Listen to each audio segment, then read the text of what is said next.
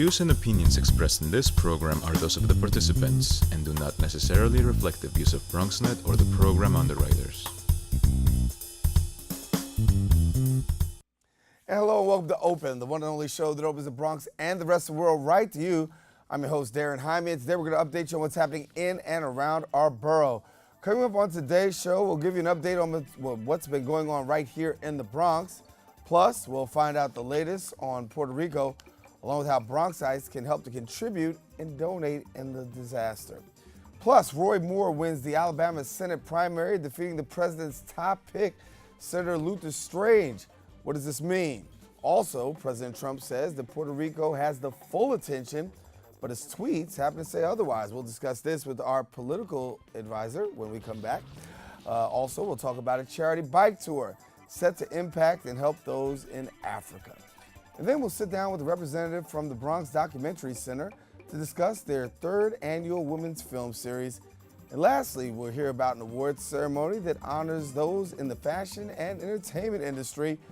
All this and much more is headed your way, so stay tuned because right now we're officially open.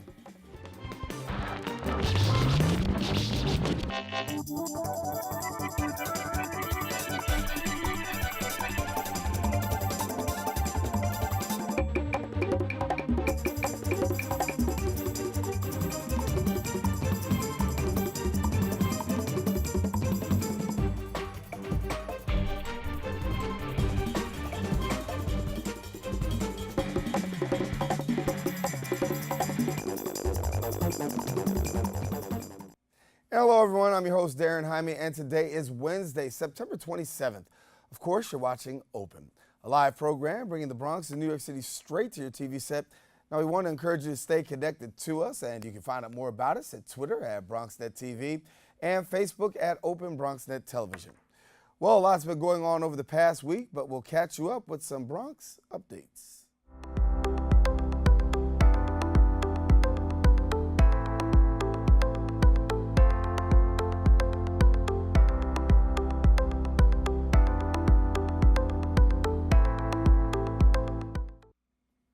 Electric cars are making a surge locally, and as a result, 50 new electric charging hubs will be making its way across the 5 boroughs.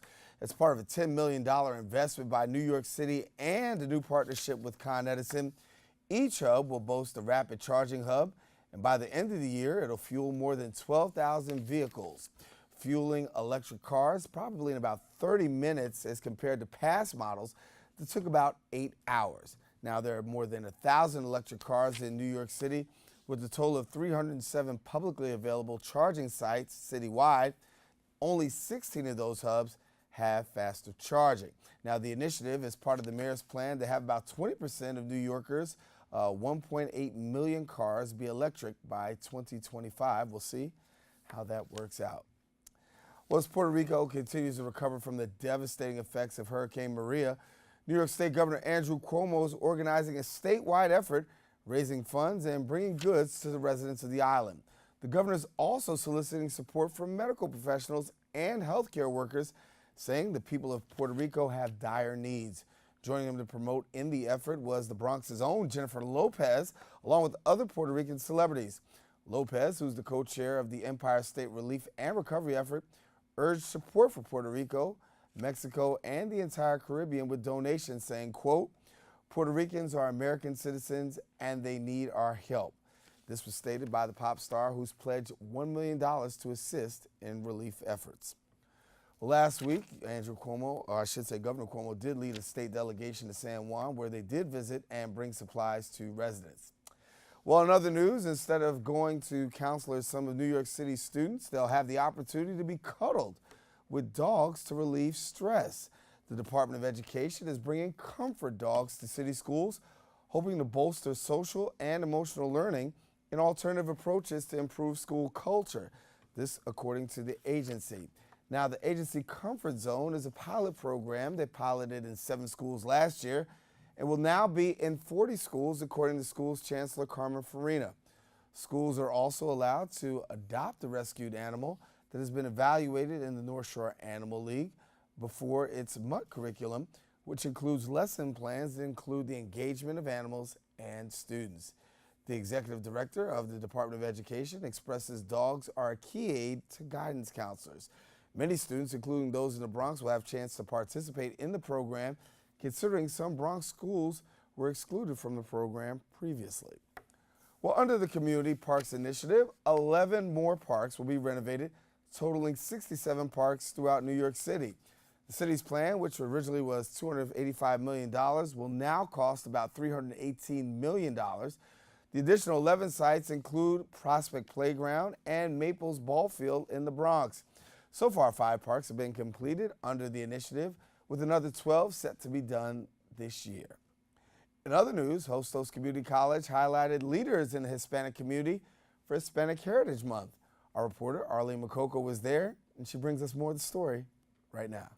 Leaders making a difference were honored at Hostos Community College. Today, as part of our kickoff for Hispanic Heritage Month, we are honoring 4 individuals from elected office, from business and commerce, public service, for their accomplishments. These accomplishments making an impact in the Bronx and nationally. New Jersey-based businessman Jaime Lucero, who immigrated from the state of Puebla in Mexico to the U.S. in 1975, is president of Casa Puebla. He now gives back in the form of education dollars, so much so that CUNY's Lehman College campus opened the Jaime Lucero Mexican Studies Institute. That's the way that we provide some scholarship to our young people, yes. It's an honor to be here at Hostos Community College. I'm a CUNY trustee, and it means a lot to me. Also honored CUNY trustee, the Honorable Maya Linares Garcia, who talked about the importance of Hostos Community College to the Latin community, and Peruvian-born poet, playwright, and fiction writer, Professor Isaac Goldenberg, whose groundbreaking novel, The Fragmented Life of Don Jacobo Lerner, continues to receive international acclaim. Hostos, for the Latino community, is really a home. You know, most of the student population is Latino from all over Latin America, really. It is a great honor for me to be here receiving this award. And Rafael Ivarez is the CEO of ATAX, the first Latino-owned tax preparation franchise in the nation. And born in Guayama, Puerto Rico, State Assemblyman Marcos Crespo, chair of the Bronx Democratic Party, grew up in Peru as well as here in New York City. Every step that I take and everything that I do, I feel a sense of responsibility to represent my community well. All this works with the college's mission to continue, as it has done since opening, provide a great education for all who enroll, and that comes with recognizing partners like Local 1199 that provide scholarships to students like Nicole Johnson. I was really shocked. It's nice to feel, selected among the few. And it's very important for us to collaborate, to work together, and to celebrate Hispanic Heritage Month, not only here, but across the nation. Each one has an amazing story and are personally doing their part to enrich and grow New York's Latino community. For BronxNet, this is Arlene Makoko. Yeah, thank you, Arlene. We have to take a quick break, but we'll be back with more Open right after this.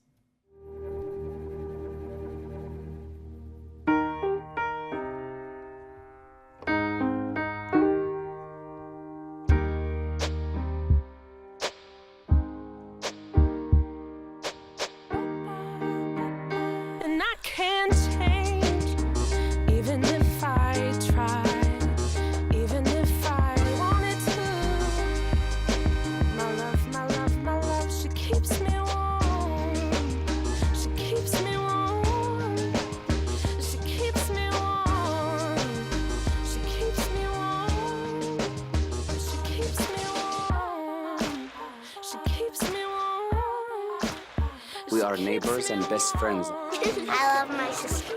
My heart doesn't see race. Love is love. Our family is no less than any other family.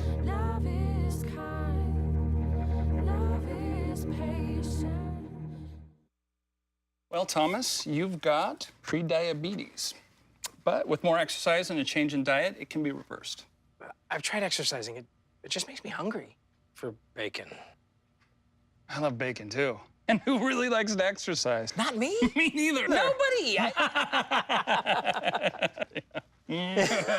So we're good? What? Oh, you still have pre-diabetes. big time. It's been a week since Hurricane Maria hit the island of Puerto Rico, leaving many in need of food, water, and shelter. According to FEMA, 11 out of 69 hospitals have no power, less than half of the population doesn't have water, and more than 11,000 people still remain in shelters. Speaking to us via phone call to talk more about the effects of Maria and the hurricane relief donation is outreach specialist from the 40th Precinct Community Council, United Chaplain for the state of New York, Maria Vega. And Maria, good to have you here with us. Yes, good morning. Thank you for having me. Good. So please give us an update, because as of right now, we know that Puerto Rico is still dealing with a lot of things. We know right now, as I said in the intro, 11 out of 69 of the hospitals have power. And most of all, the need for supplies to get into Puerto Rico is paramount. So can you give us some assistance or some indication as to how New Yorkers can really play a part in helping out? Okay, yes. Here we have very, very little information, just only what the elected officials are actually promoted in the news and the media.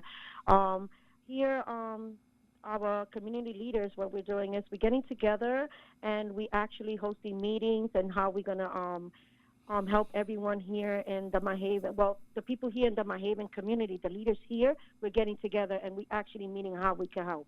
Definitely, we're actually setting up stations where people could drop off anything. We're talking about food, clothes, baby items, batteries, anything that they could ever think about.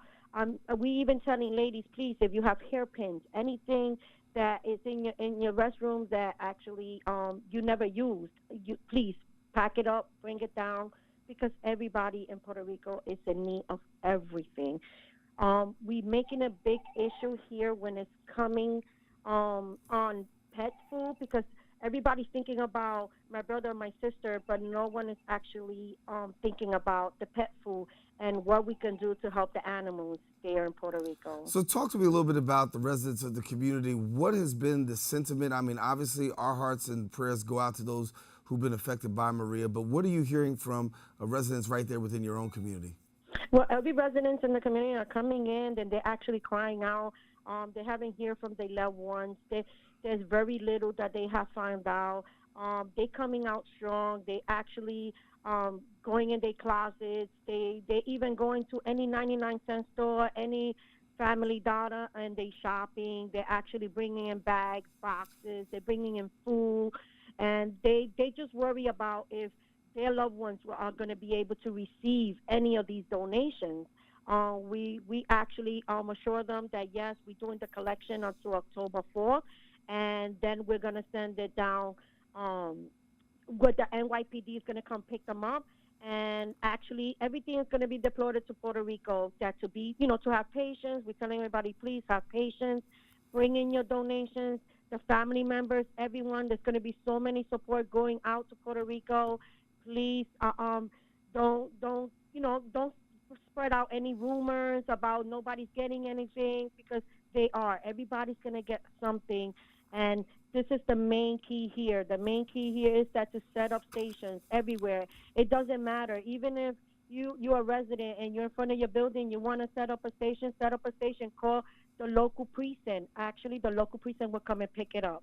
Yeah, because we know that in the top of the show, we talked about the governor actually working to set up a statewide initiative collecting food, everything from clothes, and talked about food and really medical supplies, because those things are in major need in Puerto Rico right now. But as for you, you're saying that you guys will be setting up stations. So in your community, you'll be seeing a lot of stations where people can just drop stuff off. Yes, in my community, myself, I have set up 3 stations. So actually, they could come either to Gotham Belvis, they could go to Betances, or they could go to the 40th Precinct and actually drop off. I also have another station, St. Luke's Church. You could actually go to St. Luke's Church. You could go to the Refugee Church. You could go to any church around this community, and you could actually drop off anything. The NYPD will be picking up. If the NYPD have the support of the United Chaplains, so actually the United Chaplains are also out there. If you cannot drop off and you need us to pick up, just call our number. Definitely we'll go and we'll pick up. And Maria, give us a little bit more about the cinema, because you talked about residents, and there's some residents right there in Mott Haven They have residents who live in Puerto Rico, or family members that live in Puerto Rico, have not yet still been able to make contact. Is that correct? That is correct. I myself, I am a resident here, and I haven't been able to get in contact with any of my family members. I did get in contact with a friend's family, and definitely they telling me that it's very hard for them to go to from one town to another. It's very hard for them to know how everybody else's status. So we just have to have faith, have a lot of prayers, and be patient until everything goes up and everything is up and running. Yeah, we know when Maria went through with 155-mile-an-hour winds, and the power grid, about only 5% of the power grid was pretty much operational at a certain juncture, and power continues to be restored. We'll continue to keep our thoughts and prayers for you, Maria, as well as your family members out there in Puerto Rico, and the rest of the residents of Puerto Rico. Thank you so much for sharing with us. Maria Vega, who is the council chaplain for the state of New York, and she's also the outreach specialist for the 40th Precinct Community Council, sharing with us about relief efforts going to Puerto Rico. Taking a quick break. When we return, we're going to discuss the national controversy that has everyone talking, particularly concerning Puerto Rico and the President of the United States. We'll be right back. I'm only 17, but I know about investing. Believe in something, buy shares in it, watch it grow. So, what if you could invest in the future? The future of kids, like a stock. Not the kind of stock that's about making money, but a stock for social change. A whole new kind of investment called Better Futures. When you invest, it helps kids go to college. I could be one of the first college graduates from my family, the first philanthropist from my neighborhood. And if I'm the first, then maybe there's a second and a third. Believe in us, invest in us, watch us grow. My name is Sydney, and I'm your dividend.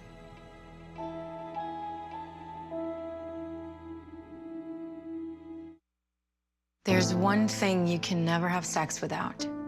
It's not something you buy. Or something you take. In fact, there's only one way to get it. It has to be given to you, freely. It's consent. Because sex without it isn't sex. It's rape. Consent. If you don't get it, you don't get it. It's on us to stop sexual assault. Learn how and take the pledge at itsonus.org.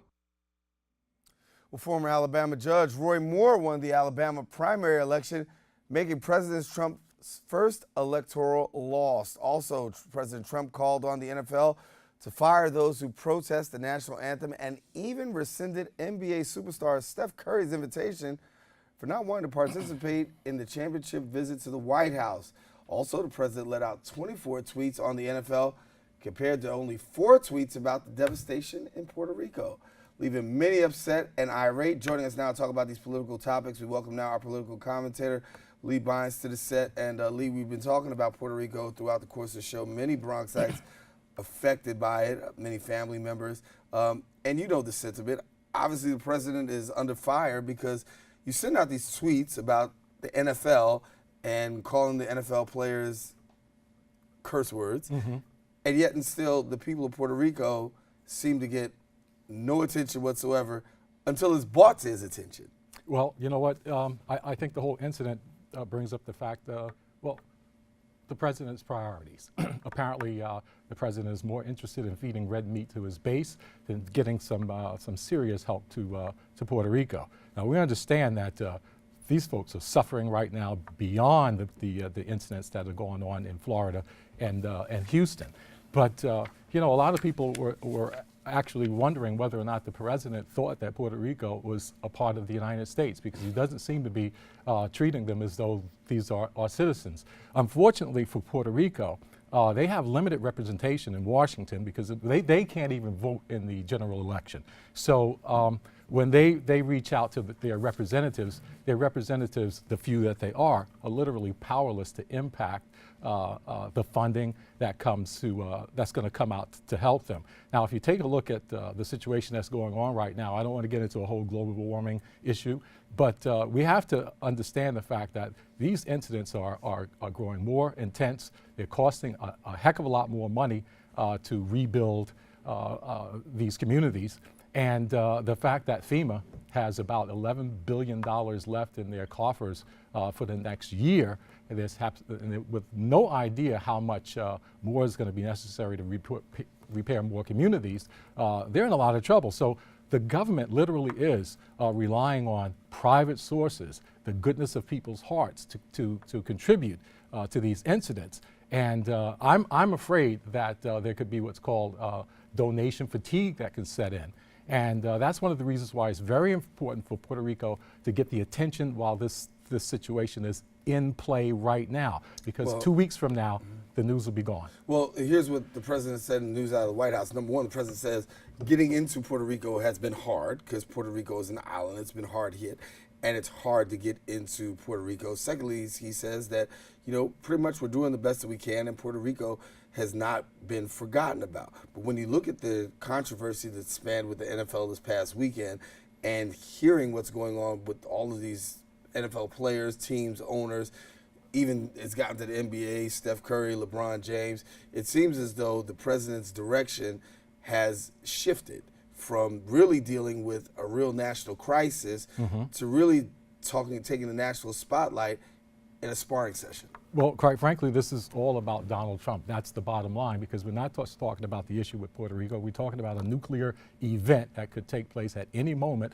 between the United States and North Korea. We're talking about a national health care crisis going on in America right now because the Senate failed to, once again to come up with a plan that would be palatable to the country. Now, at this very moment, right now, the Obamacare or the Affordable Care Act is literally running out of money. It's being sabotaged as we speak to make sure that a lot of these insurance carriers that are in these exchanges decide that, well, this isn't economically viable for us to stay here. The president has also decreased the advertising budget for health care by 90%, which reduces the ability for a lot of people to find out what the heck is going on, what it's going to cost, and how can I make sure that myself and my family or my small business be covered. So yeah, a lot of the things that are going on right now with Donald Trump, specifically this fight with the NFL and the NBA, and probably will spill out into the baseball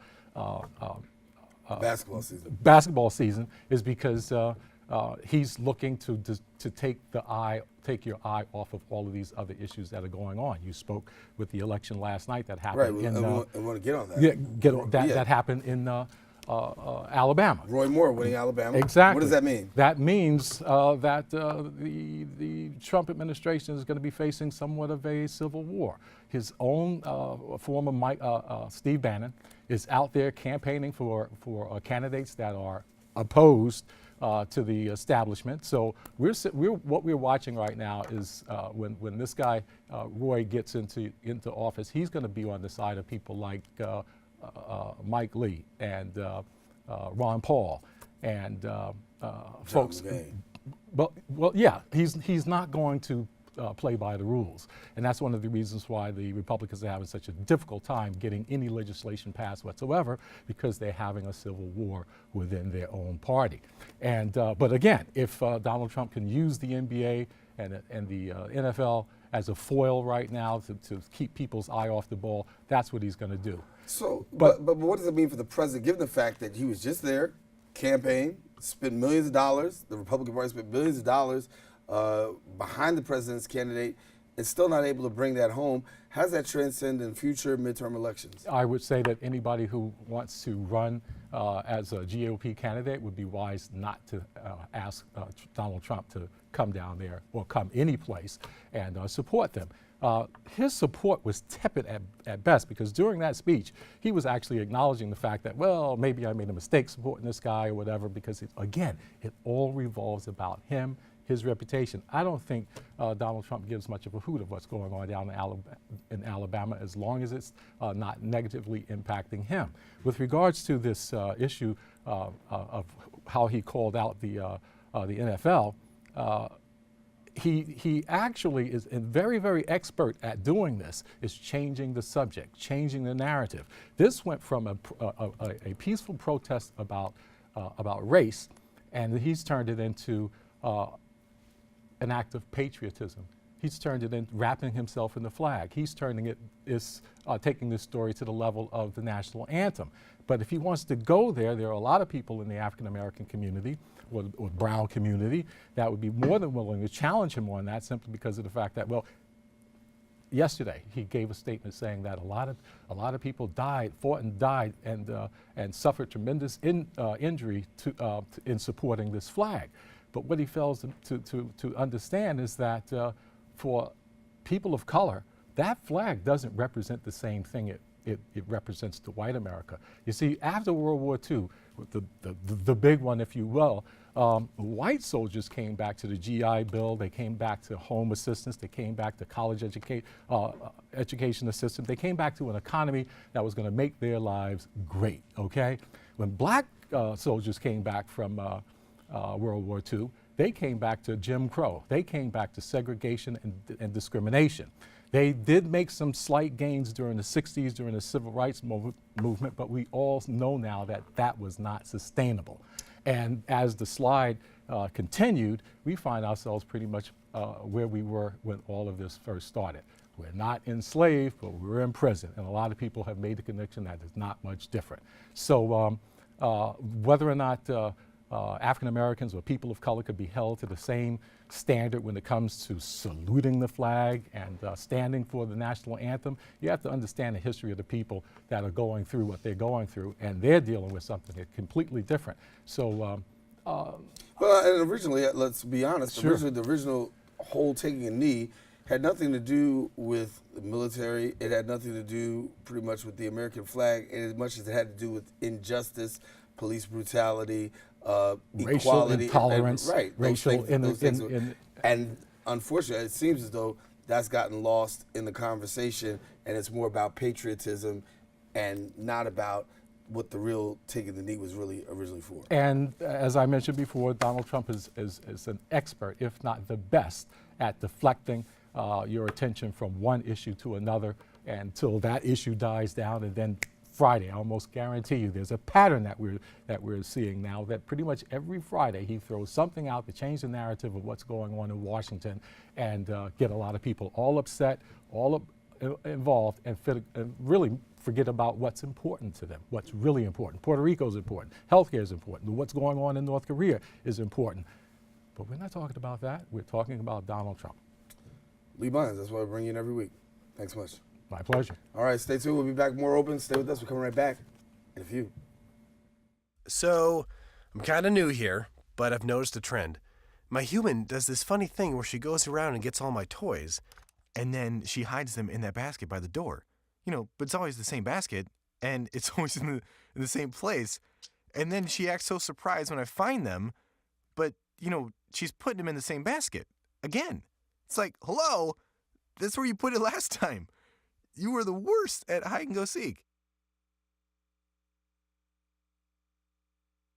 They said I have troll teeth. That my voice sounded like a possessed baby doll. That no one would ever love someone as stupid as me. That I was fat, ugly. Disgusting. The effect of bullying is potent. We will no longer be the silent majority. Now, when you see online bullying, there's something you can do about it. We're gonna take action with the I. I am a witness. I am a witness. I am a witness. I am a witness. I am a witness, and so are you.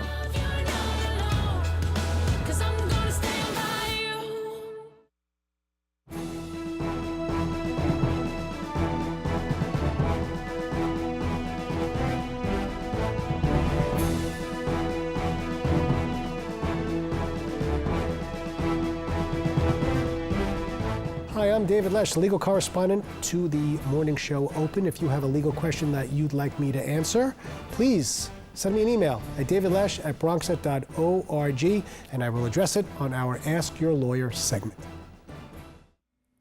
Bike for Africa is holding its first American edition of bike riding in New York as part of an initiative to help those in Africa. Joining us now to share more about the charity event, we welcome now the founder of Georgie Badiel Foundation, Georgie Badiel. Thank you so much for coming and being with us. Good morning, Darren. Thank you for having us here today. Good morning. No, it's a very important initiative, and as you talk about Bike for Africa, as we said, it's right here in New York. It'll be taking place in New York. Give us a little bit about the mission. My mission, the Georgie Badiel Foundation, will focus to provide access to clean drinking water, sanitation, and we plant trees for the people of my country, Burkina Faso, and in Africa.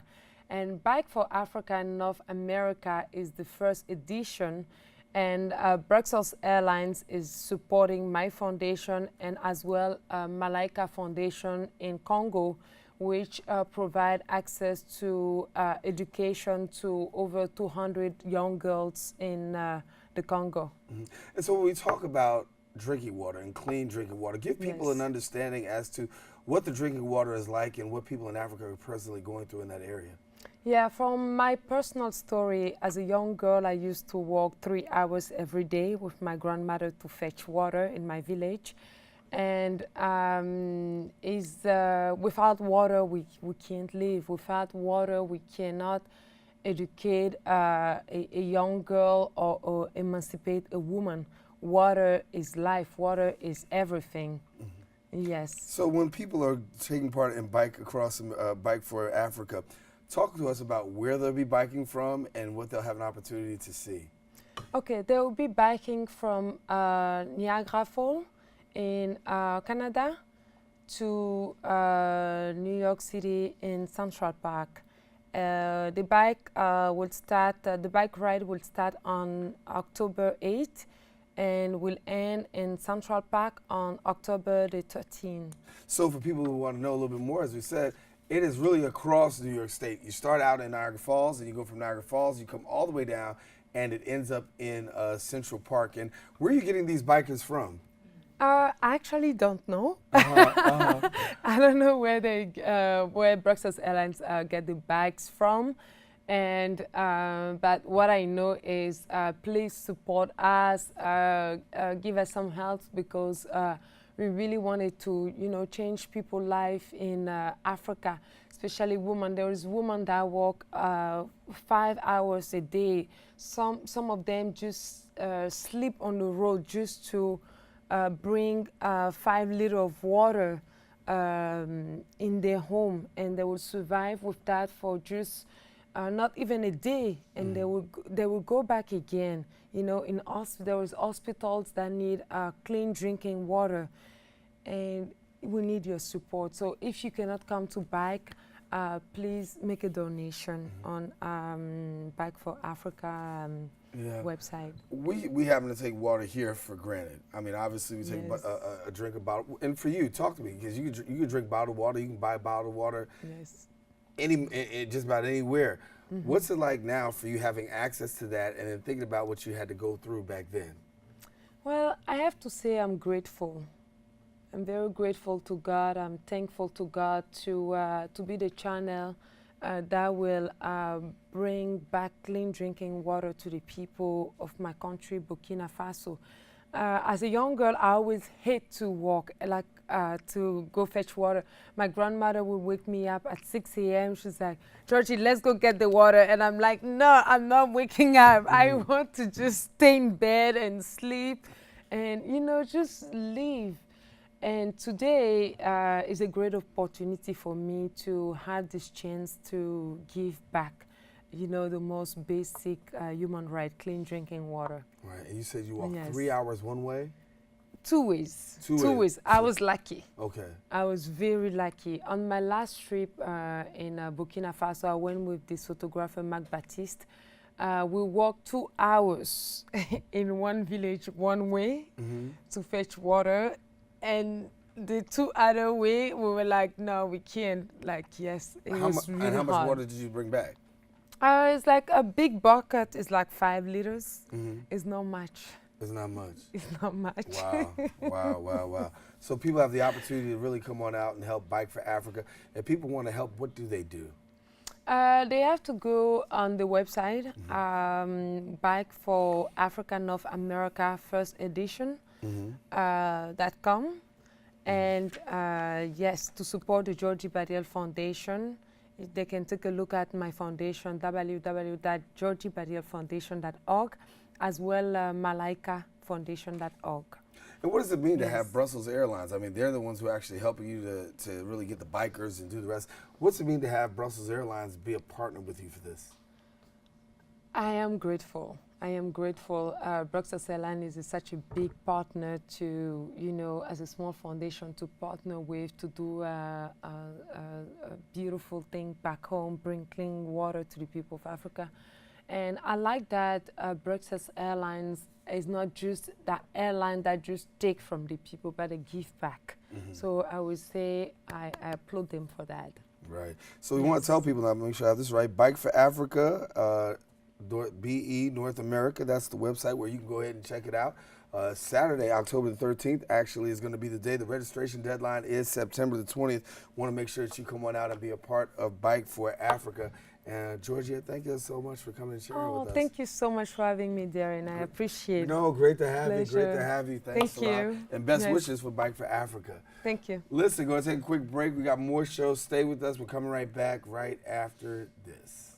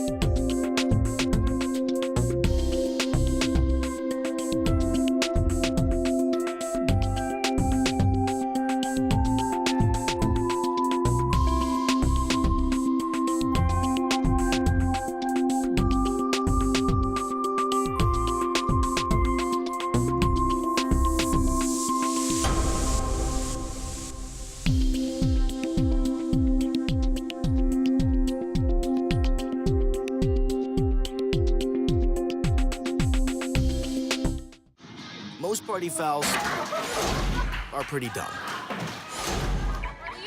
But if you decide to drink and drive underage, you could lose your license and your freedom. Underage drinking and driving, the ultimate party foul. Well, celebrating women filmmakers, the Bronx Documentary Center is holding the 3rd annual Women's Series, showcasing award-winning documentaries. Here now to tell us more about the event, we welcome now the program coordinator, I should say, and gallery manager at the Bronx Documentary Center, Olivia Adechi, and thank you so much for being with us. Thank you for having me. Oh, good to have you. So film is the order of the day. Yeah, absolutely. So we're holding our 3rd annual Women's Film Series. We've done this 2 years in the past. We really want to highlight great women filmmakers, some of them that are actually from the Bronx, and show people in the neighborhood, whether they be young girls, women, men, that some great films can be made by different voices, women voices, Bronx voices.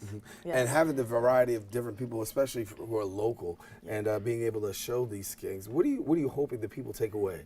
Yeah, I mean, we hope that people come watch some great films, hear some stories from all around the world. We have one film that's highlighting Palestinian women race car drivers, and that they also get a sense that they can do it themselves. Like I said, we're going to feature some Bronx filmmakers, people who are from the neighborhood, have gone through or helped the BDC in the past. We'd love people to get a sense of like the great films they can do, the kind of voices they could bring to the forefront, the capacity that storytelling has to show people all around the world what's possible. And so you can come on out and be a part of this Friday, October the 6th at 7 p.m. And talk to me about short tonight. Yeah, so we actually have a bunch of showings. The first showing is on October 4th. We're showing Terror, which is a film that takes you right into an FBI anti-terror sting, and it tells you about informants' lives. One was a retired Black Panther who's now an FBI informant, actually. And then Shorts Night is on October 6th. We're going to be featuring 3 great short films.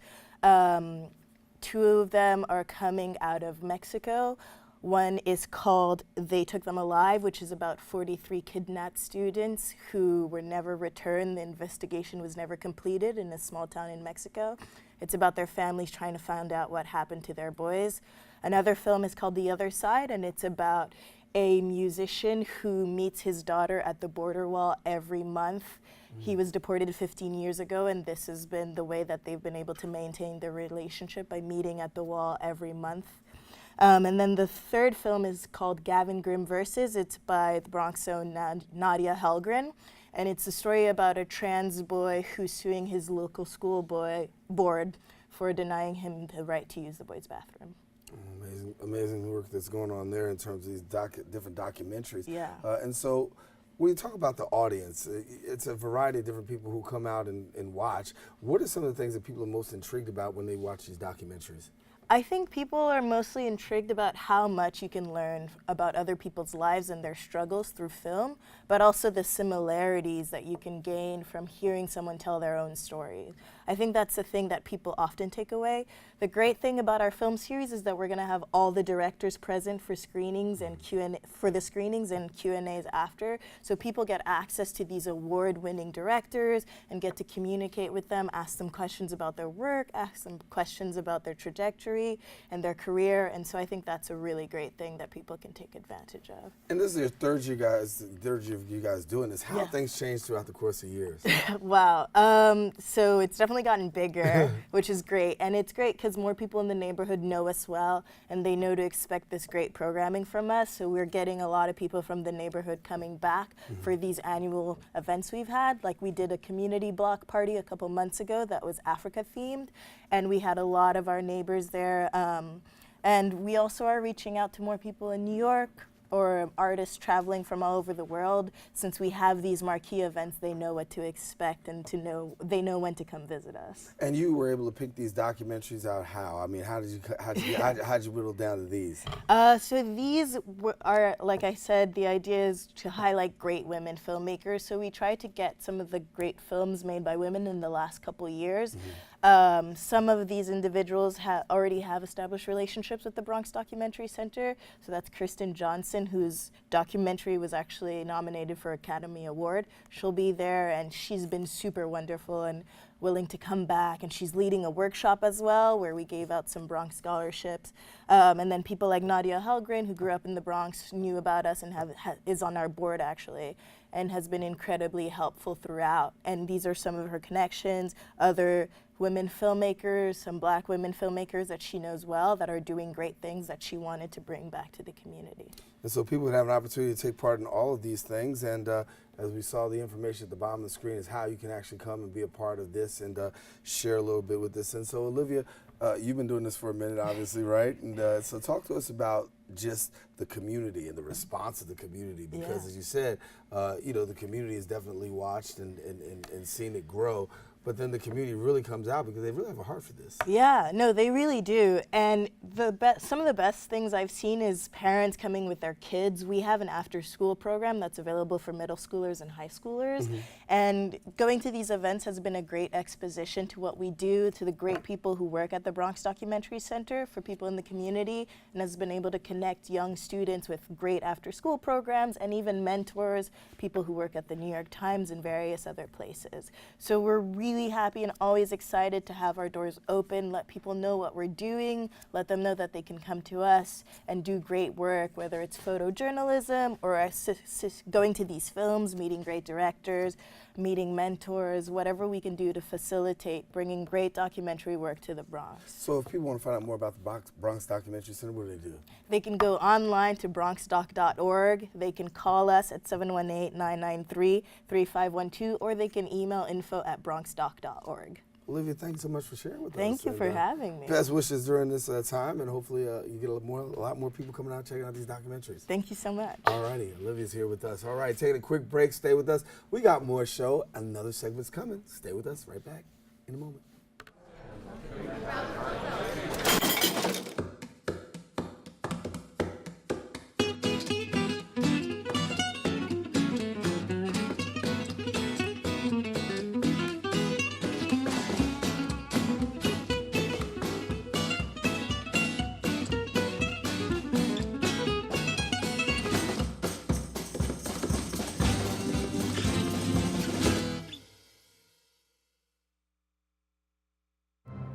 Behold the angry giant. Behold the angry giant. Behold the angry giant. Behold the angry giant. It only takes a moment to make a moment. Take time to be a dad today.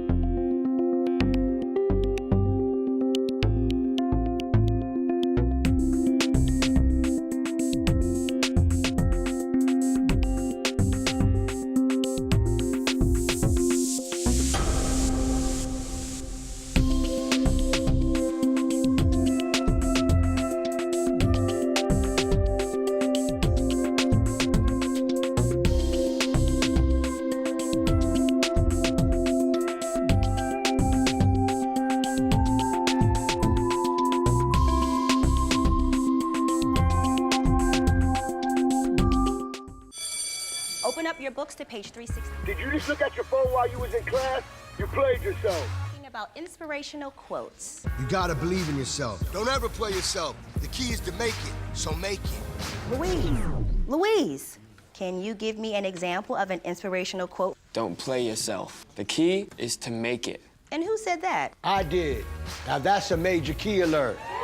Learn the real major keys to getting to college at getschool.com. I guess sometimes things just happen. Devastating things. Your whole world changes in an instant. That's what happened to me the day my mother had a stroke. I'm Paul George, and I want you to spot a stroke fast. F, face drooping. A, arm weakness. S, speech difficulty. T, time to call 911. Protect the ones you love. Spot a stroke fast. The Image and Entertainment Distinction Award, also known as the IED, celebrates individuals within the community who've contributed to the fashion and entertainment industry. There's an awards ceremony coming up, and joining us to tell us about the very special event, we welcome now the CEO of IED, Diva Madonna. Good to have you. Hi, it's my pleasure to be here. How are you? I'm glad. I'm doing good. I'm glad to have you here with us as we share and talk a little bit about this here. Definitely, I'm excited. We have a couple of days to go, so it's all up. Coming down to the wire? Coming down to the wire, Right. and we are definitely excited. It's going to be a great evening of glamour, glitz, and great accomplishments. So when we talk about the IED Awards, talk about how this all got started. So this is 5 years ago. And 5 years ago sound like it was just yesterday because I can't believe it's already 5 years. And it just started as a dream for me. You know, I wanted to do an award show where I would honor people in life. You know, I was tired of going to funerals where people would take off from work. They'll be there, they'll be dressed up, they'll be telling you how amazing you are, but you can't really hear, right? So I felt like, you know, you're doing an amazing job in the community. Why not honor people while they're alive? Why not say to you, listen, keep it up. You know, you're an example. So for me, this show is about just saying thank you to people who are leaving legacies. Whether you're an artist, you're a musician, or you're just a community service person, you know, you're making a difference, and that's what I'm about. So making a difference is what you're honoring, people who've Yes, actually made a people who difference. has made a difference, leaving kind of, like we have Raw Digger, right? She was one of the female rappers. We might not all like rap, but at the end of the day, she started the trend. So it's about legacy. It's about what have you left behind? What are you going to leave for the younger generation? What inspire other people to like you? So let's talk about some of your honorees that you got Yes, coming up this definitely. year. I'm excited about that. So you got some very special, you got a media award. We have a media award, and that will be given to DJ Roy, who is Roy Walters. He's on 93.5 Ira Jam Radio, and he's a Caribbean person from Jamaica, and he's been in the business like 20-something years. You know, his topics are very inspirational, so we felt that he was deserving of that award. We also have Roland Ide. He's in the business for like 30-something years, and nobody cared about him. Nobody ever said, thank you, Roland. So we wanted to do something special for Roland this year, because even some people are humble and you don't want to be honored, but trust me, you're in a business, you're doing so much amazing work, you really want somebody to take the time out to at least say, I acknowledge what you're doing. All right. Now you got a big artist now, international artist. Yes. Shaggy, Grammy, Mr. Bombastic, it wasn't me, will be hosted, and he will also be performing. And we have Tara Wallace, reality star, mother, actor, author from Love and Hip Hop, New York. She will be co-hosting with Shaggy. So it's a night full of a lot of celebrity. Maxi Priest. Maxi Priest, right. Yes, will be honored with the International Award, the IED International Award. He's an amazing artist. And we have legendary, the icon of Queen of Reggae, Marcia Griffiths. And if you know who Marcia Griffiths is, she was one of the first female backup for Bob Marley. So you're talking about royalty right there. So you got all these people up under one roof. One roof. King's Theater is magical. You have to go to that theater. It's on Flatbush Avenue in Brooklyn. It's a beautiful space, very beautiful space. And we're going to have tons of celebrity coming. We're also honoring Congresswoman, the Honorable Yvette Clarke, who is one of our first Caribbean Congresswomen from Jamaica. We also have the Honorable Nick Perry, and you must Assemblyman, right? And he also will be honored with the community awards. So it's a mixture of people. Mighty Sparrow, you know Mighty Sparrow is Saltfish, right? We will be honoring him with a lifetime achievement in music. He's older now, and listen, you have to tell people while you're alive how amazing they are, and that's why we wanted to do the show. So obviously, you know, finding these people and getting these people to come up under one roof, what's it like to really get them and to get them? Production. Listen, I was at the hospital a week ago from stress. Just by being dehydrated, because just like your work, you have to be up, you have to be on top of it. So production is not easy, but what we do at the IED Awards, if we say you're coming, you're gonna be there. We have honored Damien from the Shark Tank, we have had the Fubus, we have had Force MD. I mean, over the year it has grown. It has always been very private setting at hotels, but this year I just wanted to glam it up. I wanted to bring the red carpets to the Brooklyn, to New York. And trust me, right? My red carpet is very red. Very red, huh? Very red and full of lights. You haven't seen it yet?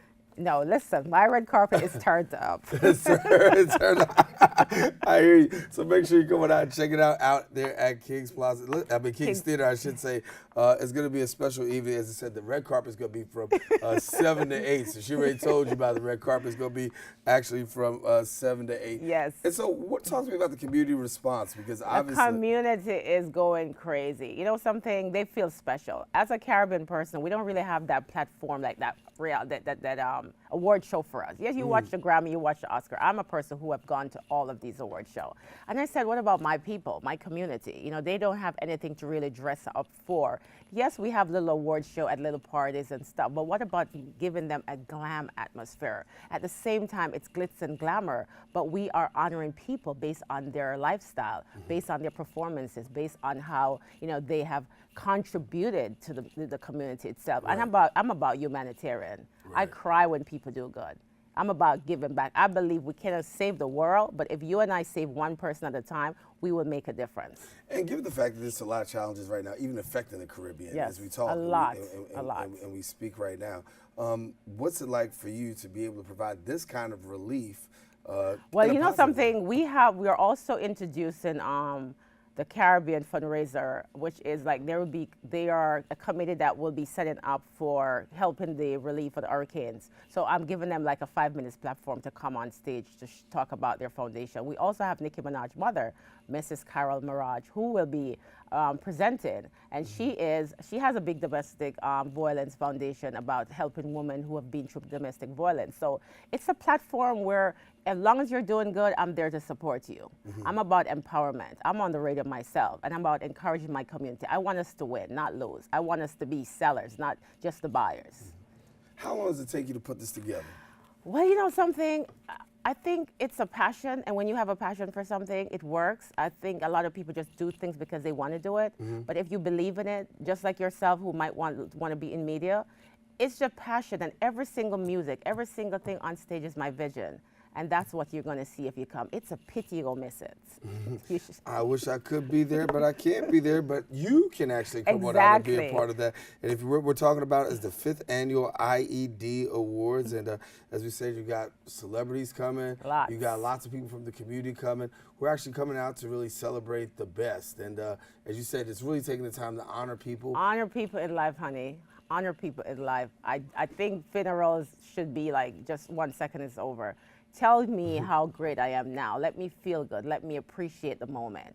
You know, So I believe in living, not the dead, and that's why the IED Awards is around. And my dream for it is to take it nationally. And I'm working there. It's getting there. It's the 5th year, and trust me, we're gonna get to the finishing line. And what does it mean for your community? Given the My fact community is very excited because it's the first time. They all are like so excited just to say, "Oh my God, this is going to be such an amazing collaboration of diversity." It's not a Jamaican show. It's not I wouldn't say a Caribbean show.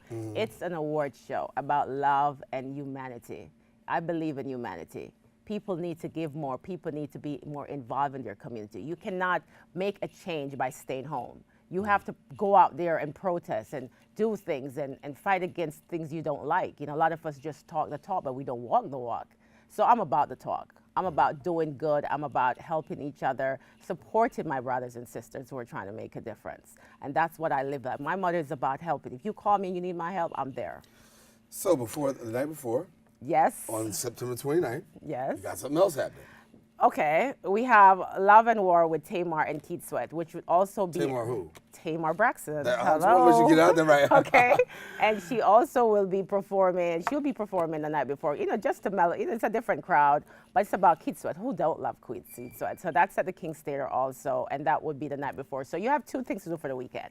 You come to Tamar, and then you get dressed for the red carpet the next day for the IED Awards. How can you miss Shaggy? It wasn't me. Listen, we need to see what Shaggy's wearing. Right. He's always got something. He always has something up his sleeve. But remember, guys, we have Ticketmaster.com has tickets, and the King's Theater box has ticket, and you can go to the website, which is IEDAwards.com. And it takes you to all the ticket links. So if people want to find out more about Diva Madonna and IED? IED Awards, or my hashtag is Glamson Diva on Instagram. And I also have my own app, which is Glamson Divas. So if you want to check out my radio and hear my crazy conversation, make sure you follow me. Diva Madonna, thank you so much for coming. Thank you for having me. And listen, what you guys are doing for the community is amazing. Thank you so much. And let me know whatever I can do to support it. I will be on top of it. That means you're going to come back. Okay. All right. All right. Thanks, you guys. No Thanks problem. for having me. Diva Madonna, our guest here. Listen, we want you to stay right here for a second. We're going to let you sit right here while we do this, because guess what? If you want to look now, the IED Awards, Saturday, September 30th, from 8 to 11, go to Ticketmaster.com, taking place or the King's Theater box office, but it is taking place at the King's Theater. Now, I want to let you know, we have come to the end of the show today. Unfortunately, that's all the time we have. I want to thank our guests for joining us, and you, the viewer, for tuning in. Now, if you feel like you just want some more show, or if you missed any part of today's show, catch the recablecast 5 and 10 p.m. on Optimum's Channel 67. Verizon Files, we're on Channel 33, or anytime on the web at bronxnet.org. I'm Daren Jaime. It's definitely been a pleasure coming to your homes. Most of all, we encourage you to keep this channel wide open. Take care, and God bless.